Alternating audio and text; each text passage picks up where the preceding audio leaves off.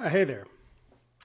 Well, it's been a while since I made my last circuit session video. Honestly, I've just been really busy with work. That's really all there is to it. And I just haven't had much time for music, really, unfortunately. But, it's just I started a new job and it's, pretty busy.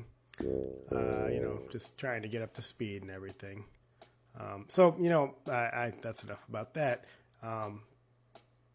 It's been a while since I recorded this video. Now I'm doing the voiceover on it here. And to be honest, I don't remember much about what I did. So we'll find out together. I do know that I felt like this wasn't my best work musically.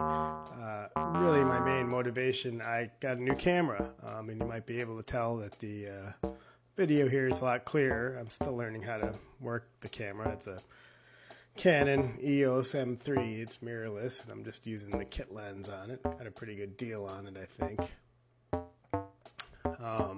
So I was really just fired up to use the camera, and then honestly it was like a good deal harder getting it all set up than I thought it was going to be. And by the time I got it all set up, I was, a little pissed off, really. But I decided to power through the upset and still do something. And this is what I did. And I know when I finished it, I felt like the music itself was just not my best work. But this here sounds kind of cool. So hopefully it'll all come back to me. I think it probably will. So obviously here I started with, just a hi-hat kind of metronome, and I tried to play in this bass line live.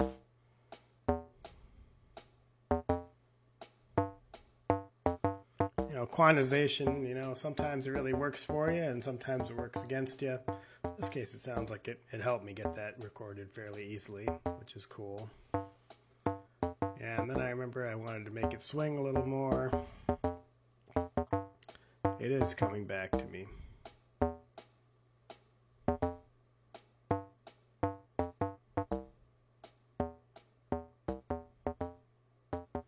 Swing's an interesting thing, It's an interesting in real life when you're really playing, and then it's interesting, how it's represented in electronic music.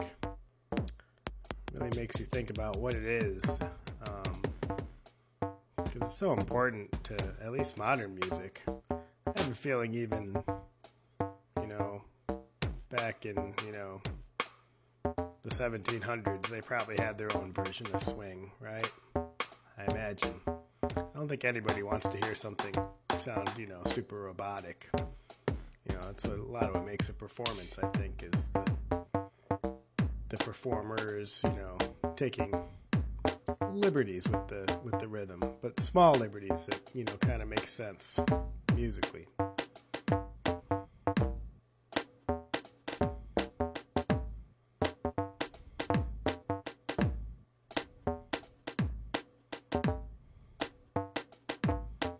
It's kind of cool.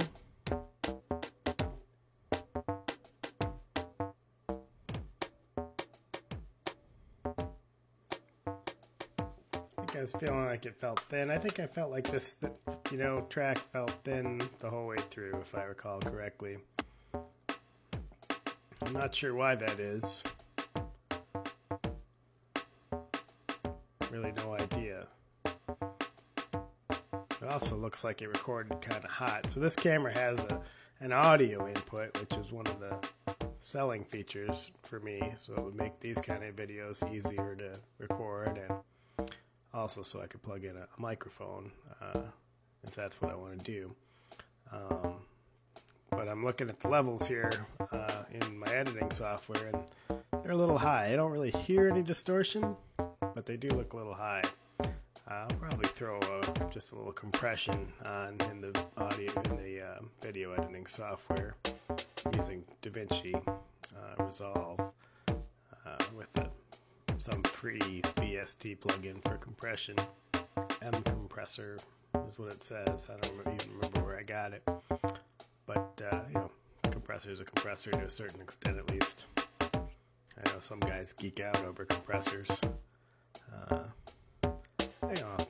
Certainly some sound better than others. I'm not going to disagree with that, but I don't know. There's a big difference between no compression and any compression, and that difference, any compression is generally better than no compression, I'd say. It's not always the case. Generally, your recording will sound better if you apply a little compression.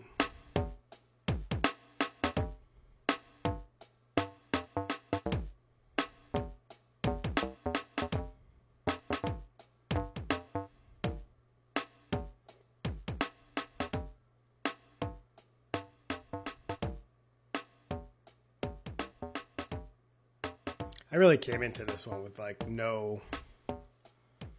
think when I started setting up the camera, I had some kind of idea in my head of something to do, and by the time I got it all hooked up and actually recording and focused, and my focus here still doesn't look that great. I don't have this thing full screen, and I really I feel like I need to see what it looks like uploaded to YouTube, watch it on my big TV, and because there's a lot of steps between what I'm watching now and what ends up coming out on YouTube on my big screen. So, it definitely looks clearer than what I was shooting with my little action cam. So, I'm encouraged, but I bet I can do better still.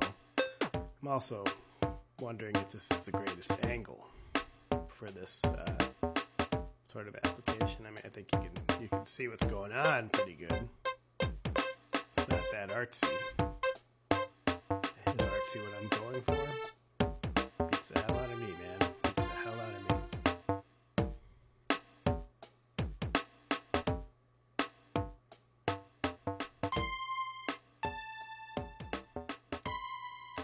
Didn't set the length. That's an error I find myself making on this thing just over and over again. It's seldom that I want a one bar pattern. I usually think in longer phrases than that. This thing defaults to that.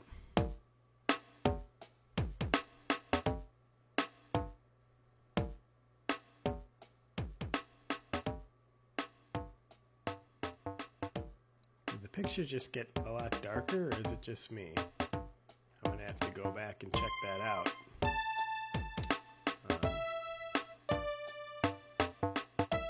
I think it did.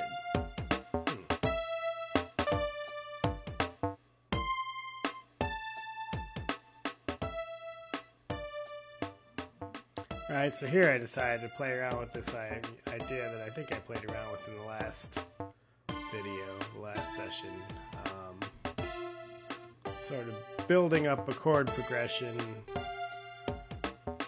by just playing, individual notes in the same time on top of each other, rather than really thinking of them like chords, thinking of them more like more like horn lines than like playing chords on a piano, I guess is how I'm kind of trying to think of that.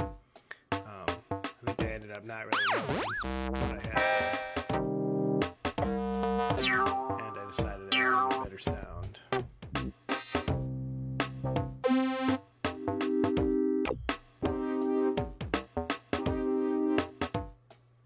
That sounds kind of horn-like, right?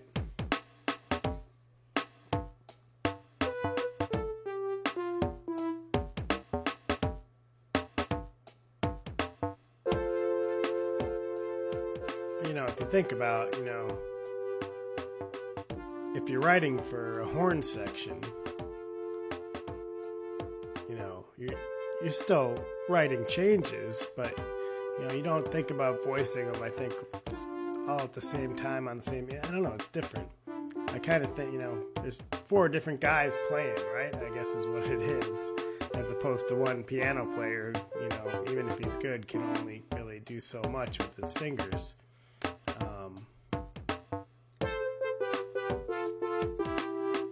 But then I actually abandoned that idea because I didn't like what came out, and I went with something more like this. I decided to play it more like a keyboard, or to write it more like a keyboard line.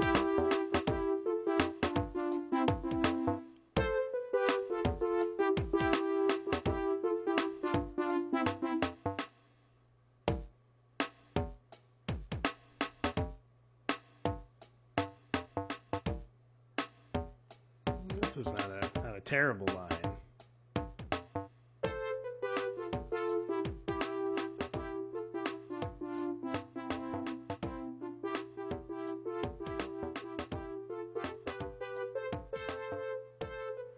Let's play at least one note there. That's, you know, it's light, kind of catchy.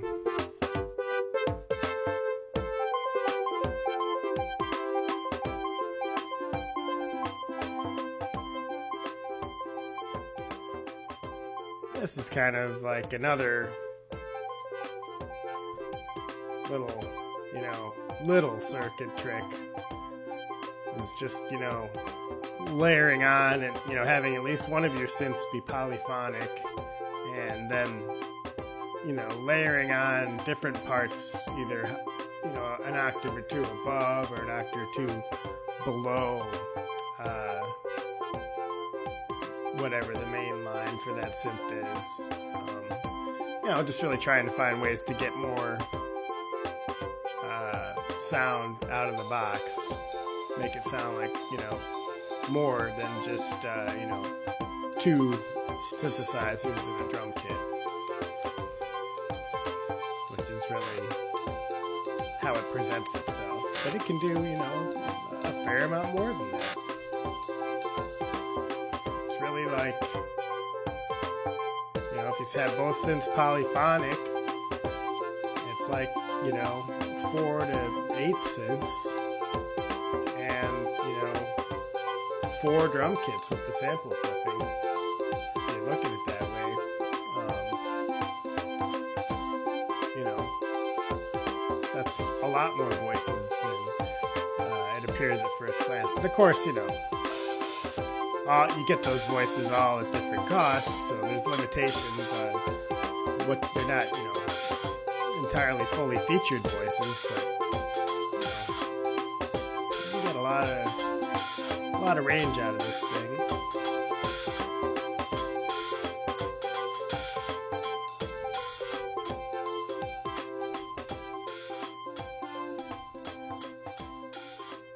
I definitely like that, you know, the pads they're not bad as keyboard controls, and they're pretty good as, you know, drum controls. They're pretty versatile, I guess is what I'm saying. The velocity sensitivity on them is pretty nice. I think in one of my earlier videos I said that I'd heard somewhere online that they weren't velocity sensitive. They're definitely velocity sensitive. I checked. I should have done it on camera and I didn't, but I did check, and they definitely are. That was my imagination. Might have been my imagination. I heard somebody say that, to be honest.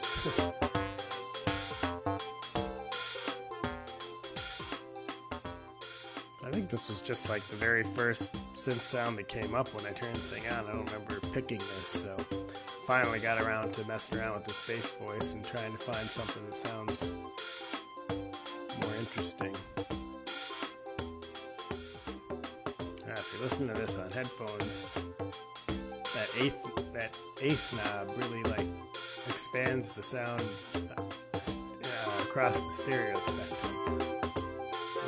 Maybe it's sending like one oscillator into one ear and one into the other. I'm not sure what it's doing. That's a cool sound. I remember hearing that when I was recording this too. It sounded great.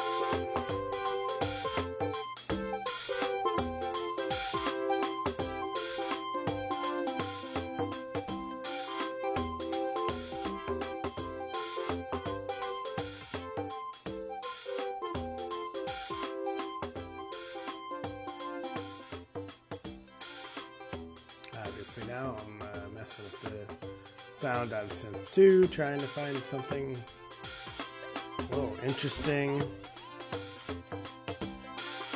My monitor turned off. Went to sleep. They're back now. Everything's fine. Please remain seated. Tray table's in an upright position.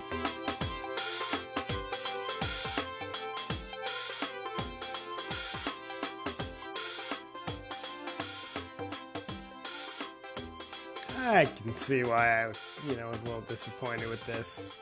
It's not terrible, but I don't know, not a lot of content there, I guess. Not that, that's, kind of catchy, it's kind of poppy and light. It's not super interesting.